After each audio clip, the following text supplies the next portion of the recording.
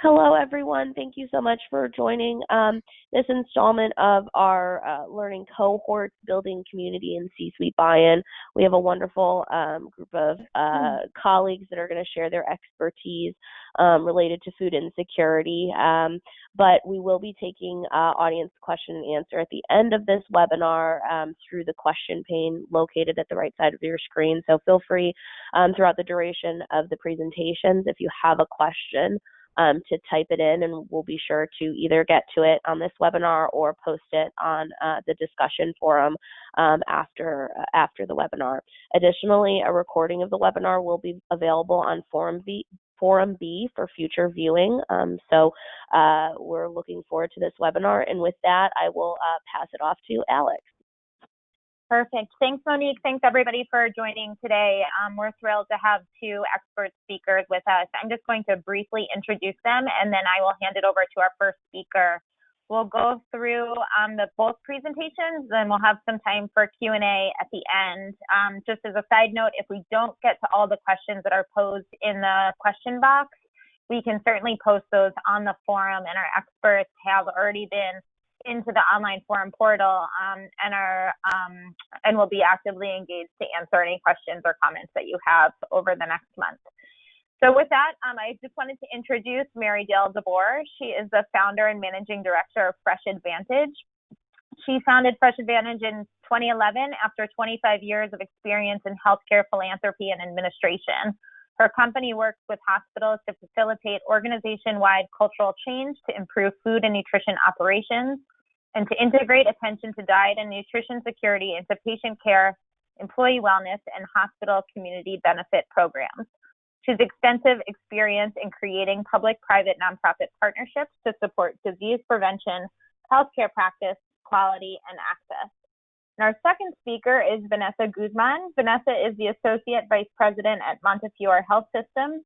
There, her role is to collaborate with more than 5,800 Montefiore employees, as well as independent physicians at Montefiore's 11 hospitals, implement data-driven tools and the clinical infrastructures and community partnerships to promote wellness and improve patient health outcomes. She's also spearheaded new wraparound care structures with the private practice community to promote proactive preventive health, improve delivery, and cost effectiveness of chronic care services and procedures. So with that, I will hand it over to Mary Dale DeBoer, our first speaker for today. Thank you, Alex, and welcome everybody. I'm delighted to be here. Vanessa and I have divided our time with you today. We can go to the next slide. We've divided our time with you today so that we can address the questions you discussed in the cohort meeting at the recent national conference and in the discussion forum you are building. Next slide. We then crafted these learning objectives for the day today, feeling that it was important to familiarize you with some federal policy developments about hospital community interaction, that we could acquaint you with some screening tools that are coming online. We could present some strategies that I have used and Vanessa uses in her work to address food insecurity and getting the attention of the C-suite, and I would add here the board of directors, and also discuss the model that leverages the power of community partnerships. Next slide. I will offer highlights of two initiatives with which I have been involved over the past 15 years that took an organization-wide change approach to addressing the knotty and interrelated problems of obesity, nutritionally poor diets, and food insecurity affecting the people within the hospital environment and in the community at large. I also want to add that we know there's a really rich mix of people on the line today, and although we speak from our personal experiences as hospital executives, and in my case as a consultant working with hospitals and other organizations, we intend our comments to be of equal value to all those organizations on the webinar and all the groups representing many sectors that must work together to improve public health. The experiences that I'll share with you quickly today, and the resources give you plenty of detail, peer-reviewed papers and other materials. But what I learned and what was illuminated to me were the serious gaps in policy and practice that led me to participate in efforts at the national level to create screening tools for clinicians and to strengthen policies to address the responsibility of tax-exempt hospitals to the communities they serve. Then Vesa will share the fine work she's doing in real time at Montefiore using sophisticated management approaches, tools, and data that are now becoming increasingly available. First, a couple of caveats. Healthcare is not the only system of influence over social determinants, and certainly for sure with respect to the problem we have with a very inadequate food system and very serious rates of food insecurity in this country. I really want to start with that because I think coming from a clinical environment, I encountered a lot of consternation, people saying, well, we can't fix this. We can't do this alone. Exactly the point. I also want to point out that arguably food is not medicine, except perhaps in the case of seriously chronically ill patients who need special diets combined with clinical interventions to mitigate their suffering. Next slide. So during my work over the years, sometimes I don't want to count them, but it's been terrific to do this work. It has helped me to use the precepts of international human rights law to frame how we can think about the need for food, nutritionally adequate food for a good life. I encourage you to consider this framework. Although not formally adopted in the United States, it is one that is available to all of us, every person in every sector, to guide our thinking and actions. And it gives us a moral compass. As defined by the United Nations, the right to food is often described as the right to feed oneself. It depends upon the creation of social, political, and economic structures to support people in providing for themselves. It does not intend the direct provision of food by government, except where individuals or communities cannot meet their own needs. Importantly, this right is one of a bundle of human rights, and there is a great body of academic research and policy positions in history that have been developed by the UN and the 200 nations that have formally adopted this right. Next slide. Another thing that I have learned from my experience is that it's important to be very clear. The social determinants movement, if you will, is, I think, getting a little bit tied up in its shoelaces with the use of the sort of a bucket terminology as social determinants. And I think it's very important to be clear whether we're talking about patients in a healthcare setting and discussing whether their food insecurity, if identified, is their greatest need, their greatest non-medical need, or if we're talking about it at large, the community at large. Another piece of terminology that I think as we go through our work, we need to be clear about is ROI. I hear this everywhere I go, the ROI, well, the ROI of what? One very specific ROI that we've identified, and there is research demonstrating that if we focus on the chronically ill, in most cases homebound patient, and we deliver them medically tailored, delivered at home meals, we can maybe reduce readmissions and avoid penalties from Medicare and our own hospital costs. But that's just one ROI among many. So when we're working with the situations we find ourselves in, I think it's important to understand there are other ROIs. Are we fulfilling mission? In schools where I work with very vulnerable children, we ask ourselves, are we improving that child's ability to learn? So the other questions we need to ask is how and why do the individual and the community and the language we use intersect? Indeed, they're interdependence, and we'll go on to talk about strategies, tactics, and tools that can support both. Next slide.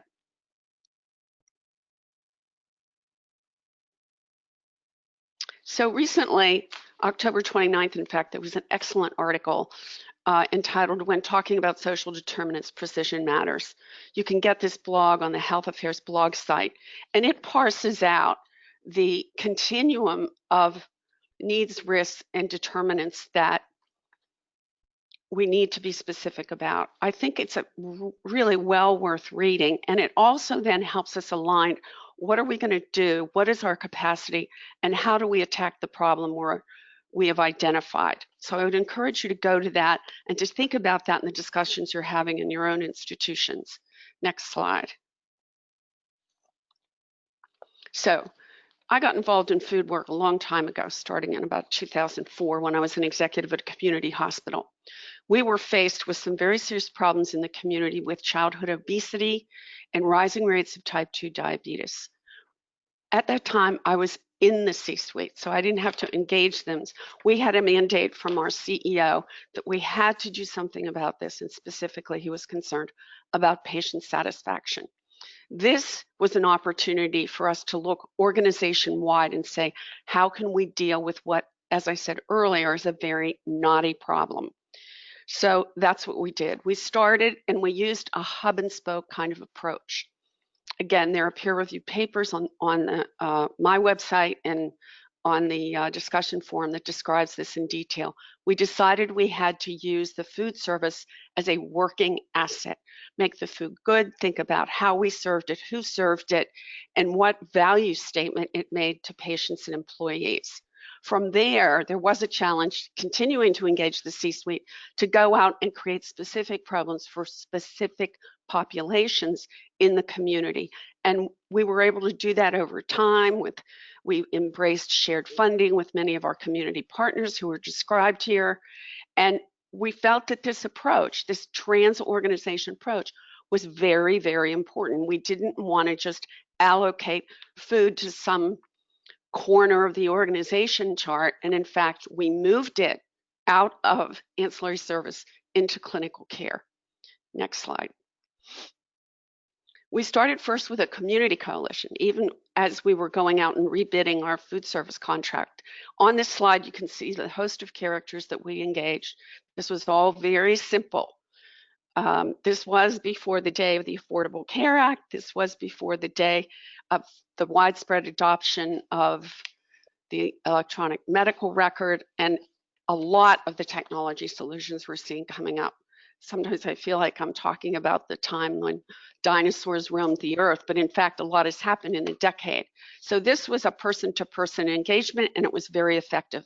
We kept ongoing sessions going where we brought people together and kept adding to it, where all along the way, from transformation of food service all the way to special programs, we let people in the community, representatives of organizations, know what we were doing, and we asked their advice. Next slide. C-suite engagement, as I said, it was an ongoing process. The mandate came originally because we had just dismal patient satisfaction scores, and that was dragging down our entire overall scores in the Press Ganey evaluation system. We also had a real problem with obesity among employees. As I said before, our pediatricians came to us at medical committee meetings and said they were seeing disturbing trends in their patient population. So we decided on the setting an example approach that I've just described. We use the food service and all those employees as a productive asset. Over time, we truly achieved cultural change, and we did identify senior malnutrition as an extremely serious problem. We did not use screening tools because they weren't available then, but we were able to actively engage our dietitians in malnutrition assessments. We partnered with all of the local aging agencies in our community and started feeding our seniors in slow times in our cafeteria at a reduced amount, very affordable, and we underwrote the program as a community benefit. It did become a brand, and I must say the mayor posted our logo on the sign on the highway directing people to New Milford. So I guess that's a metric when the mayor does that. Next slide. This is the evaluation we did using Press Ganey, and we were very fortunate many years ago that the Institute for Healthcare Improvement accepted our poster presentation in their quality measures portion of their conference. Here you can see we made really considerable progress in a very short amount of time by being very clear, setting standards and putting those standards into our contracts with food service manager and into various other policy documents of the hospital. Next slide. We took this my group took this model of organizational change to a psychiatric hospital in New Haven that is unique in that it is a state community mental health center that has inpatient service, but that is managed by the Yale Department of Psychiatry and is used as a training and research site. This was a very tall order. And I show it to you, and we've published one. We have 2 more papers out pending for publication, that this was a very homogeneous population. Everybody was very poor, indigent. In fact, that's why they were in a public hospital. Number 2, they were all insecure. We just assumed everybody was food insecure, and we went from there. We used the same principle. We had very little money, but we used the hub and spoke, and we did change the food environment, starting with the food service, and then we branched out to specific needs. Every single one of the initiatives that are in the circle was done in conjunction with a community agency with shared financing, whether that was financing that came out of the center's own budget or third-party financing that we were able to secure. We entered into agreements and partnerships with them, and we covered the cost of their time. The items on the left are the things that did not work. We could not sustain them for lack of funding or lack of capacity by community partners.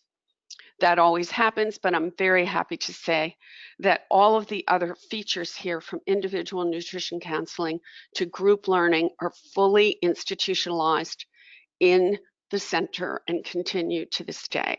The final thing we're doing is we're finally reaching medical students, residents, and fellows who are really in need of education around food and nutrition. Next slide. So, 2 things that I really want to emphasize before I close is that I learned some very stunning facts while I was doing this work. First of all, that hospitals and communities had no real system of organizing themselves, despite the fact that hospitals have had an obligation since 1969, and many of you probably know that. Some of you may have heard me speak on this before, but they have to, in a sense, give back because they are tax exempt. So the communities in which they're operating have a serious loss of revenue because they aren't paying taxes. There was no organized way to go about saying how to do this. That all changed with the Affordable Care Act and the IRS regulations that were promulgated after the enactment of that law. There was an awareness in Congress that this was a little bit of a hot mess and didn't have any real meaning despite the loss to the federal, state, and local treasuries. So what the IRS did was it incorporated a very, very well articulated process methodology that can be followed, and I think is something that really needs to be optimized as an organizational tool for hospitals to address work with respect to social determinants, risks, and needs, as well as community organizations to take a look at that and say, how can we organize to work with hospitals? There's a lot written on this, and specifically, if you can go to the next slide, the Robert Wood Johnson Foundation funded Healthcare Without Harm and they did produce a very, very comprehensive playbook of how this can work with respect to addressing food insecurity and obesity, and I highly recommend it as a tool to learn about innovative programs. A final point on this whole matter of community health needs assessment and community health improvement, these plans and the process must include the CEO, senior management, and importantly, the board of directors. This is a way to use this tool to educate the board and to educate throughout the hospital that there is this mandate, it matters, and it should inform the work we do with communities with respect to public health. Next slide. One example I offer to you is that of the recent community health needs assessment put out by Massachusetts General Hospital. They participated in a collaborative process, which is happening more and more, which is, I think, generally a good thing. And it's extremely well done. And when I say educate your board and across silos in the hospital. The way this is structured is that every section begins with the question, why is it important? So it is a tool for education within the hospital and outside.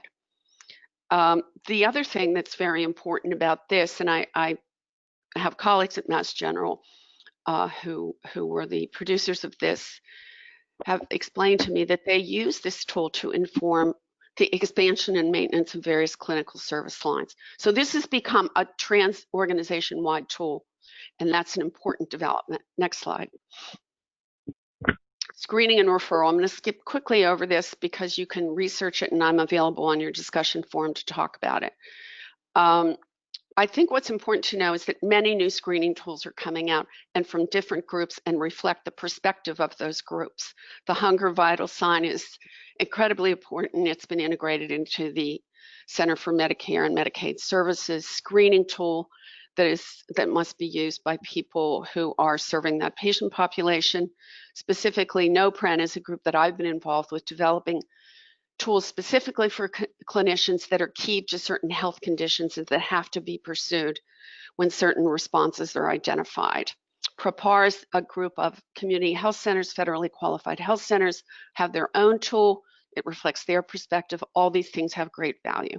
Siren Network is a place you should go to for great resources and lots of important research. Next slide. Funding. As I said, most of my work was supported with third-party funding or the budgets of hospitals themselves, but that is changing, and Vanessa is going to talk in detail about this. Specifically, we are seeing developments in Medicaid and Medicare Advantage programs that will allow flexible services in the funding of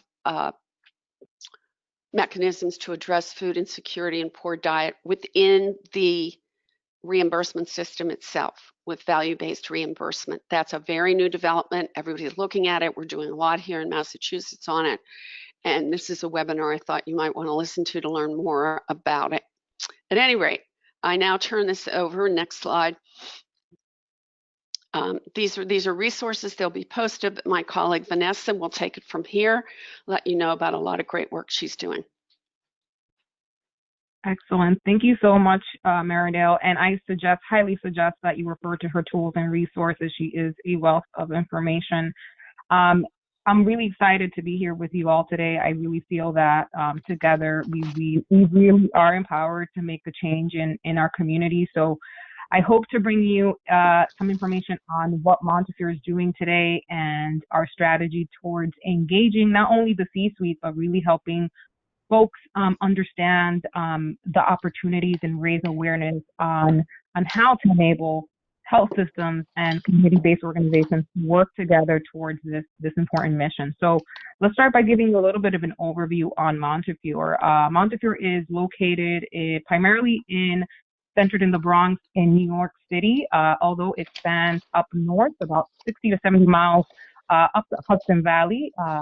Our composition includes about 7,100 providers, a combination of both employed as well as voluntary physicians that work for our independent physician association. Within that cohort, we have a series of nursing homes, dental centers, and home health programs, as well as partnerships in the community that helps us really set the footprint from both a community and health system perspective. Next slide. Within that, we have formed through our Medicaid expansion program, the Montefiore Hudson Valley Collaborative. And within that, we gained the opportunity and the access to work with clinically affiliated organizations that are part of meeting that mission, right, of connecting both community and the health-related matters for our population. We also have a number of physician groups up north that help us really set the footprint around meeting that mission of reaching our population and community needs. Next slide. So what is Montefiore's position on social determinants? I think this is from a level setting perspective, the term itself is a lifestyle. And I think the first step is understanding that it is, in many cases, a lifestyle for our patients and for you, the people that you serve. as we continue marching towards advancing our presence in the risk arrangement and value-based payment model, payment model incentives and composition in healthcare, we do acknowledge that there are some key drivers in helping us expand that goal. One of which is really creating efficiencies. We are certainly all in the business of lacking resources, so efficiency is of the greatest priority. We would like to also use technology in many of these instances to drive and expand the clinical and care management aspect of addressing many of the barriers that our patients face on a day-to-day basis. And lastly, making sure that contractual arrangements, whether they're between health systems or between a health system and a community-based organization, that they're designed towards not only meeting the organization's mission of accomplishing all this great work, but that is a win-win for both the community-based organization as well as the health system in meeting both quality of care, business goals, as well as maximizing the incentives that perhaps the state has made available to us or within the local region of the population that we serve. Next slide. So I will talk a little bit about the population health journey that over the years really has driven Montefiore to be a pioneer in the space of value-based payment as well as population health. So let's go to the next slide. And you'll see here that it's taken us over 20 years of doing what we think is the best care and the best things for our patients. We formed an IPA, that's the Independent Physician Association, which facilitated risk arrangements so that it almost served as a conduit towards implementing and extending specific services to our patient population. One of the things that I'll be speaking about later on in the presentation is the use of technology and data to not only identify the problem and implement a solution, but also to engage the C-suite. And over the years, we have formed relationships with data hubs like the Bronx Rio that has facilitated data that helps us really understand where is the patient seeking their health services, but also programmatically, where should we focus our efforts? And that's the name of this game. We want to make sure that we're all focused where we can not only make the best difference, but also where we can have a footprint that will, expand through generations to come. So Montefiore has participated in a number of value-based arrangements in later years after its formation of the care management organization, including, but not limited to, expansion of Medicaid programs like the district program in New York, our participation in the Pioneer ACO, as well as Next-Gen ACO models for the last 8 years. And since then, from the beginning of that time, I think a lot of the investments have gone into the infrastructure to enable the changes that we all desire. Next slide. So we have, for those of you that are interested in just kind of learning how big of it is for us, value-based arrangements, we have about a little bit over 400,000 patients that flow through some form of value-based payment arrangement. The goal has been for at least 80% of our patient population to flow through some form of model over the years. And if you go to the next slide, I think what has enabled us to be able to do that and really to have an impact on the population is building a population health model that not only sees the patient as a whole person, but also that we have the services in place to be able to better support them. The whole person care model really is inclusive not only of medical related services, but also mental health. Social deterrence is a big part of it. Making sure that patients prioritize their health requires that we also prioritize their social needs and lifestyle. And we will talk a little bit about clinical programs and network enablement that we've put in place over time to make sure that it's seamless not only for the patient, but that we are really targeting the complexities and navigation of a health system. Next slide. So let's go into the fun stuff. Let's talk about the social determinants of health and how we've been able to integrate both worlds into our model. Next slide. So let's start by how do we get the message across and making sure that folks like yourselves are at the table leaning in to make sure that we all understand the problem we're trying to solve. So in my role as an AVP of much of the population health arm of the organization and focus a lot of my time in the quality and network space, the first thing to the C-suite is really to elaborate on how big is the problem, you know. And for us, the population that we serve unquestionably have social needs that are well known throughout the organization. This is the population that we serve, but much of you almost want to speak the language of each, you know, persuasion, right? The folks that react to data, the folks that react to the more the storytelling, and then those that really are drivers of policy. So it's important that, to Maridale's point, that community health assessments, for instance, or public health data or screenings, is really informing the not only the magnitude of the problem, but maybe perhaps the areas of opportunity. Making an organization really focus on something requires that it makes it part of their strategy, right? Like an organizational priority. Otherwise, it just becomes a project of many that we all are working on versus a sustainable mission and programmatic change that we're trying to drive over the series of years. And then the third is really having an understanding, a coming understanding of what it is that and how we would impact things like poverty and food insecurity and poor nutrition in our region. And there are three main components that really are derived by when you're putting together a plan on how to address these gaps, right? The first one is clinical.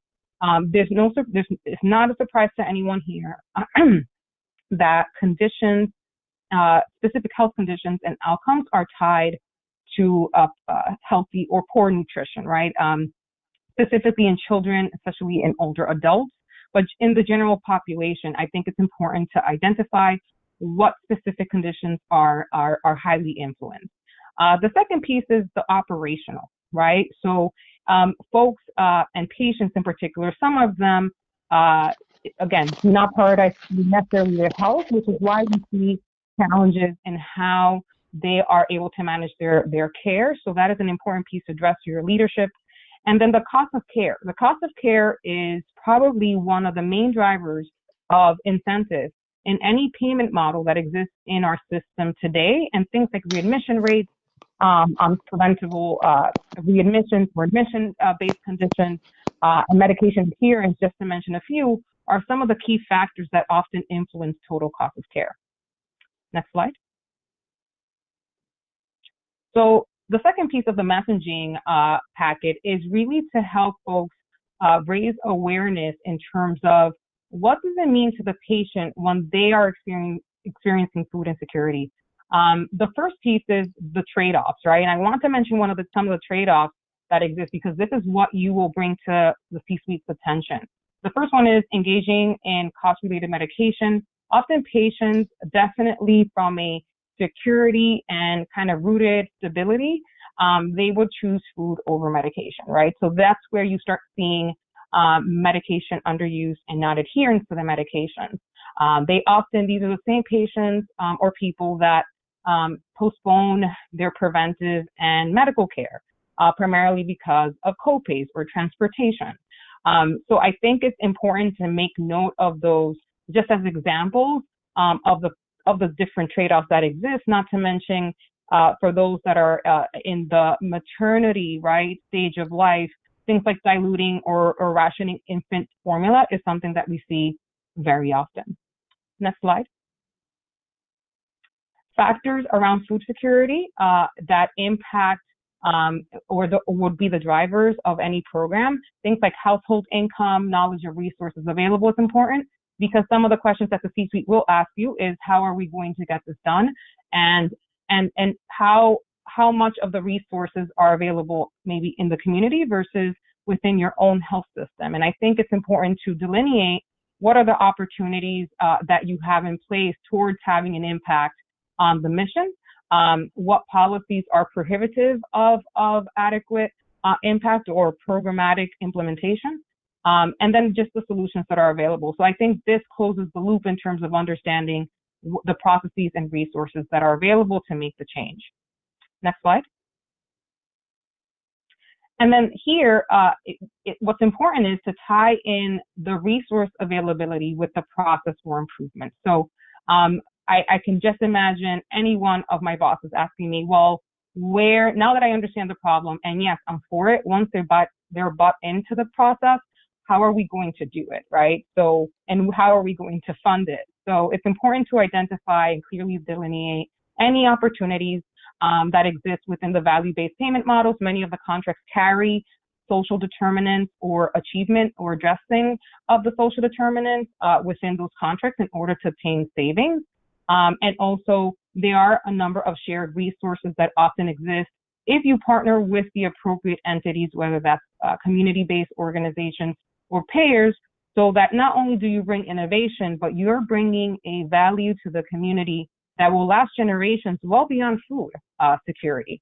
Things like education and community partnerships foster empowerment and self-management, and that's really what we want to do, to implement projects that over time, they're not dependent on a health system or they're not dependent on a community-based organization, but they realize as a person that's an important part of that community that they are deserving of access and affordable food options. Next slide. And then determining the strategy. So now that you have developed how I'm going to do this, now a project plan is important. How are you going to raise awareness and learning opportunities across the community? How are you going to engage your community partners and maybe even identify the right ones, right? So in looking through the audience that's in the webinar today, for you guys, it's important to not only have a clear understanding on what is the value proposition, right, for you, like how are you selling yourself to the health system, but more importantly, how are you going to work together towards addressing the needs of this population?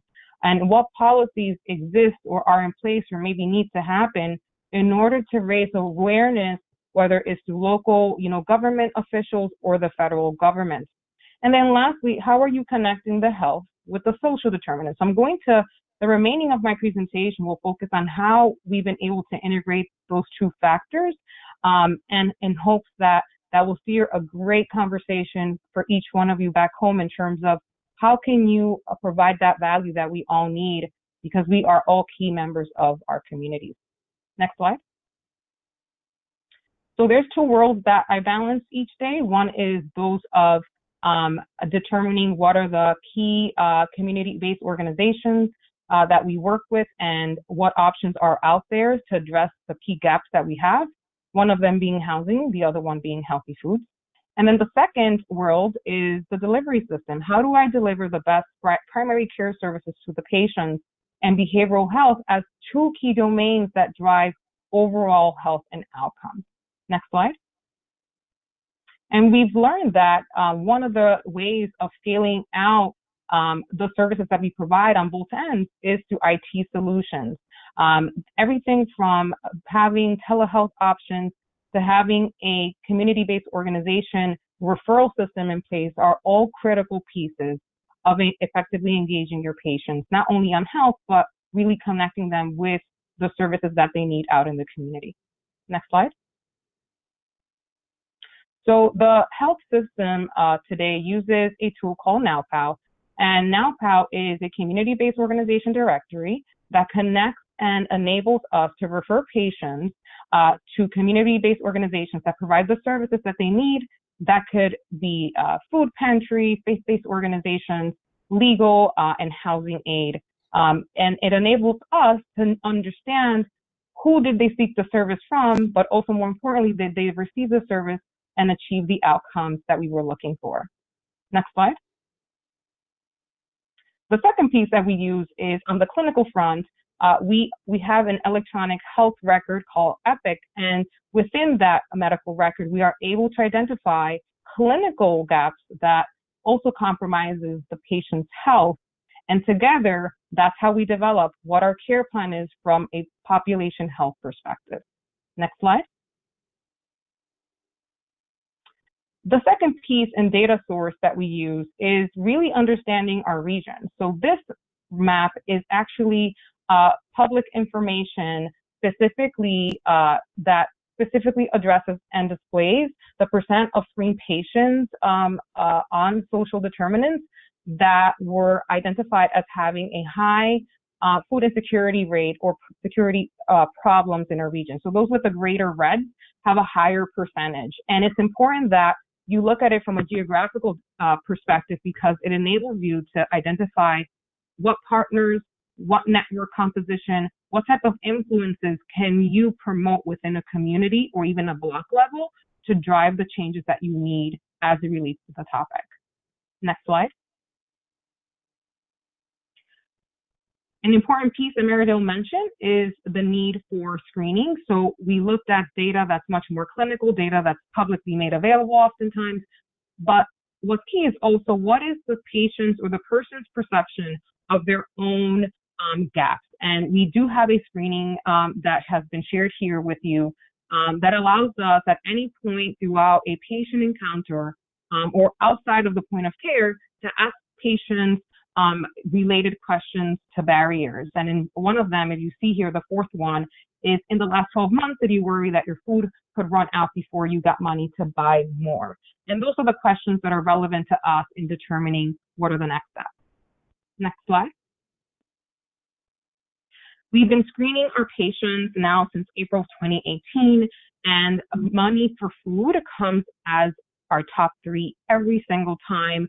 The positivity rate is about at 20% within our primary care practices.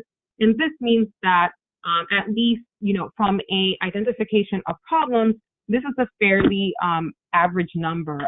51% of the positives report at least one problem, which tells us that from a population perspective, there's certainly an opportunity in three domains: transportation, food, and housing quality. This type of data enables us to build programs that are very relevant to the patient. Next slide. The social determinants of health screening not only enables us to refer patients to the right place, but identify the partners that can help our patients. So right now we're using the NowPal tool for 58% of our patients who have shared gaps within the food and housing domain. So we have a partner called Bronx Works that enables us to connect more patients to the type of services based on their screening outcomes. Next slide. And I wanted to add this because I think it just level sets that food insecure and low income people can especially be vulnerable to poor nutrition and obesity due to additional risk factors associated with inadequate household resources, as well as under-resourced communities. And I think this speaks to the fact that we want to, as much as possible, combine and integrate the two worlds of community with the health system operations. Next slide. So within, speaking the language of the C-suite again, the screening questions and the data that we have that's publicly made available connects us so in a way that helps us identify, what is the ROI? And to Mary Dale's point earlier, what is it? For an organization, it can mean many things. It can mean outcomes, from a clinical perspective, as I pointed out earlier.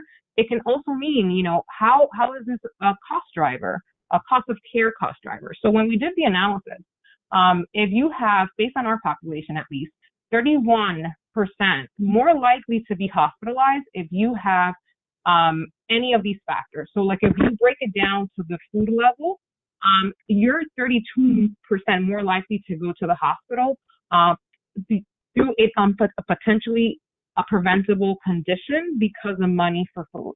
This is where the two worlds meet, There's also higher average cost of about $8,000 when compared to $6,000 for patients that don't have or have reported social needs.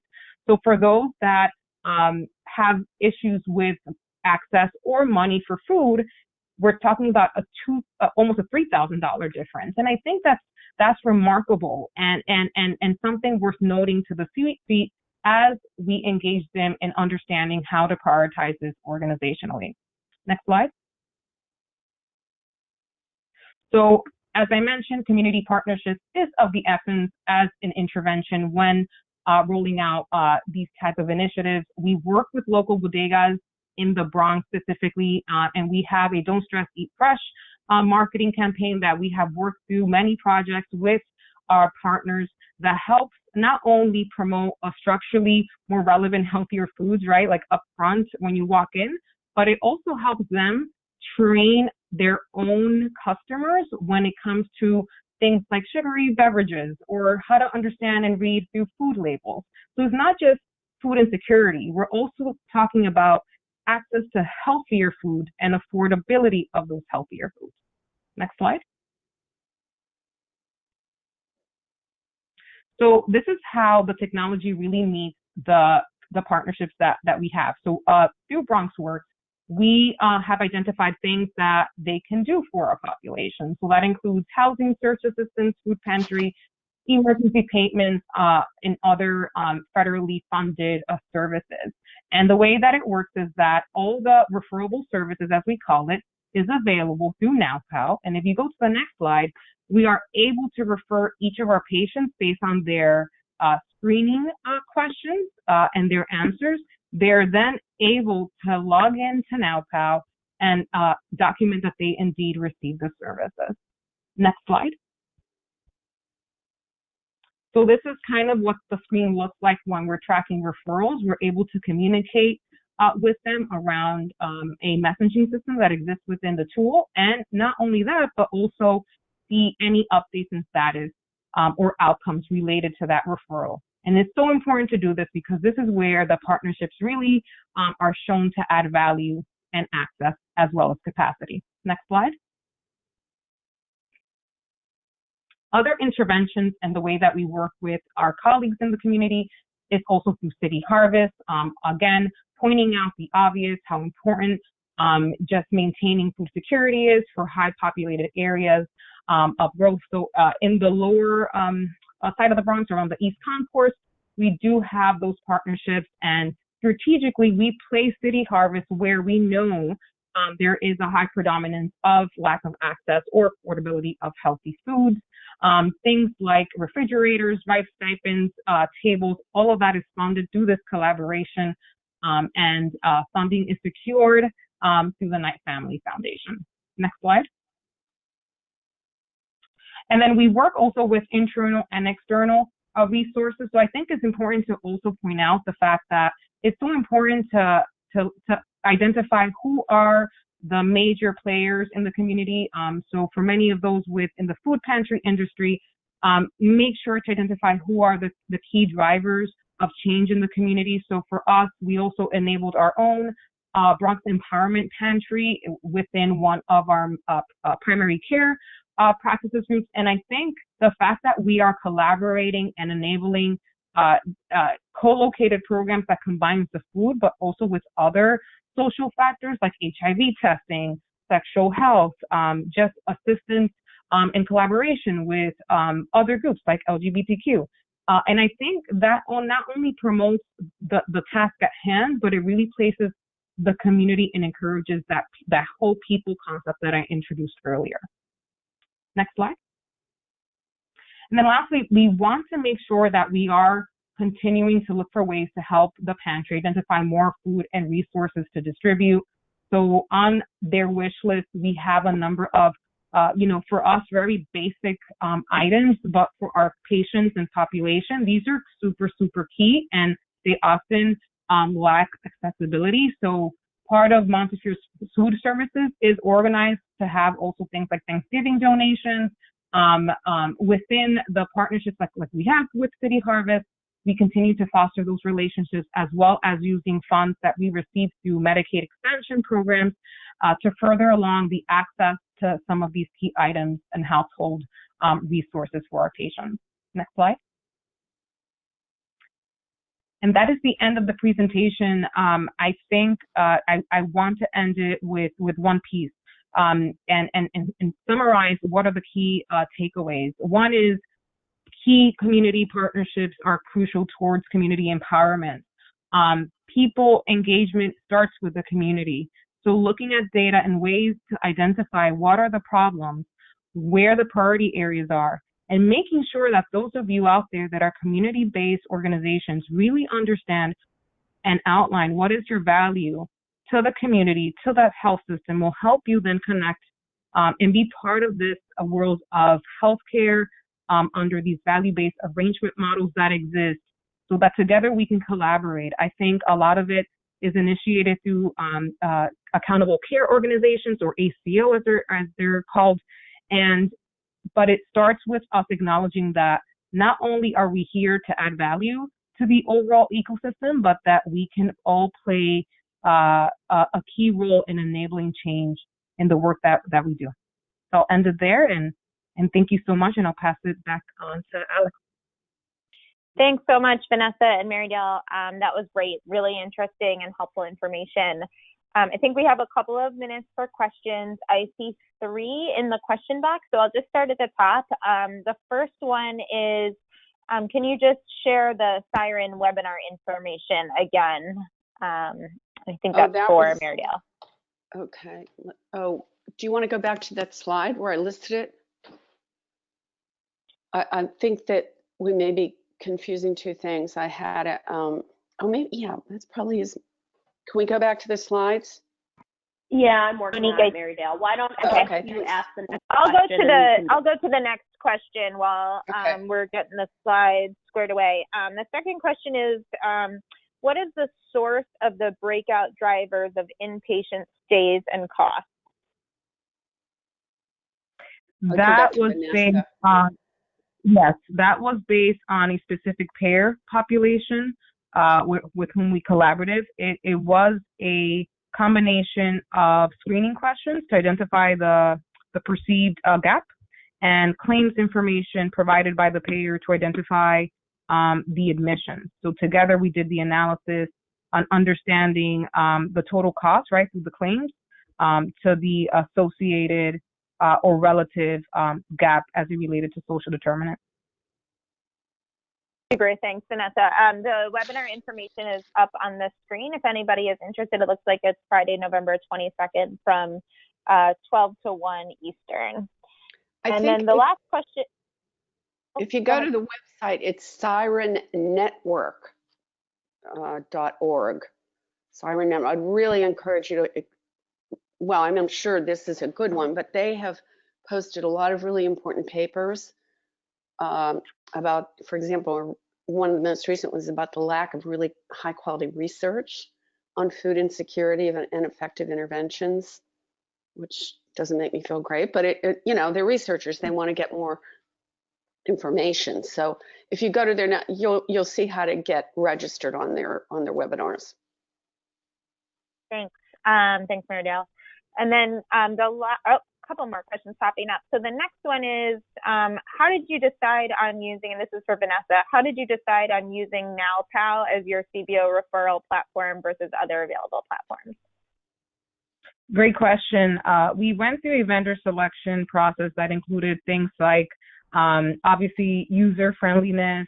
So we identified a number of super users that were assessing of various roles. So that's key, that would use the system, you know, based on their roles and workflows. Pricing obviously was a factor. Ease of integration into our EHR is key, because without that, obviously, a lot of the greatness is done in silos. And then overall, like, roadmap, right? Like, what did the organization have in mind when comparing and rolling out social determinants? And I think that's an ongoing assessment, right? As the relationship evolves. One important piece that I recommend to all of you is to continue making that assessment to ensure that you're tied to the right partner. NowPal made sense and has made sense for us as we continue collaborating together. Great, thanks. There's another question that came up, I think for either of you. What have your organizations done to provide culturally responsive food? In Washington State, we have many communities that where a traditional Western diet is unfamiliar to them. Maybe we'll start with Marydale. Yeah, so we didn't have that issue to a very great extent in Connecticut, but we did have it I meant Northwest Connecticut on the Plow to Play, but we did have it. And what we did is we worked we surveyed the patients, but we had to do that kind of in person because there's some limited capacity for filling out forms and whatnot. So primarily the clients are African American and Latino. So at certain times when they have support group meetings, we would go in and we'd talk about food. We'd say, what do you like? What do you don't like? And then we go back and work with the food service contractor for menu design and inclusion. And in the we call it food independence learning, because many of these people are not able to fend for themselves with respect to obtaining food, paying for food. We also emphasize how to find. It's very granular. We take them on shopping trips. We do budgeting. We have mock pantries. We go to food sources, purveyors, and stores where our clients could find the ingredients they need to make the foods they like. And this is Vanessa. Yeah, for us, we do perform quite a bit of cultural competency training, not only for our community engagement team, but also for like the boots on the ground that are distributing and promoting health education out in the community. We have a good sense of what those ethnic groups that exist within our region. And the way that we disseminate resources obviously goes according to their most common diet. It's important that you always work from where the patient or the person is at. Otherwise, they perhaps don't see the value. And then the second piece is we do have a peer-to-peer program that allows, for instance, patients with uncontrolled or unmanaged diabetes, for instance, to be matched with mentees or mentors that do have managed the condition. And the peer, we've learned, is instead of the information coming from a white coat, right, is so much more valuable and supplemental to the initiative if it comes from someone who comes from that same either ethnic group or other group where they have a common language. So those same peers also reinforce recipes that perhaps they can twist based on what they most commonly have access to or what they're used to culturally. And I think a combination of those things really reflect that we are meeting the patient where they're at. I just wanted to add one other thing as a takeaway. I put on the resources slides resources around social determinants of mental health. Because we are finding such incredibly high rates of depression in community health needs assessment and mental health issues, I think those resources are really worth taking a look at because of the interdependence between the struggle for food and the incidence of depression, especially among women of childbearing age and with children. It's rather profound, and we shouldn't separate those things out. And we tend to do that in sometimes when we use our data, because it's just you got to organize your data somehow. But this in particular, and I have a lot of experience in psychiatric care context, is really worth thinking about when you're talking within the hospital and you're looking at your community health needs assessment and where you're going to go to address problems you identify. Thanks, Mary Dale. That's helpful and a nice way to close, I think, because it brings back in the broader concept of social determinants of health and addressing these issues from a more of a systems perspective. So thank you all for participating today. This was a wonderful series of presentations and conversation. Just want to quickly remind you to please log into the forum B to continue the dialogue there. You can post resources, questions, comments, documents, etc. It's very easy to navigate, but if you have any issues, please reach out to myself, Alex, or anyone on the Root Cause staff. Second, there will be no webinar in December, but the conversation online will continue, so continue to visit the forum. And lastly, look out next week for an email from Root Cause with a few items, one being a question of the week, second being a webinar feedback survey. It's very short. Please fill it out if you're on the call today. And lastly, just continue to let us know how it's going. So I think with that, we will wrap up, and I'll quickly turn it back over to Monique to see if she has anything else to add. No, thank you so much. Thank you for joining this webinar, and we look forward to continued engagement through the upcoming topics and through our discussion forum. So thank you, everyone, and we hope you have a wonderful rest of your day and a relaxing weekend. Bye-bye. Thank you.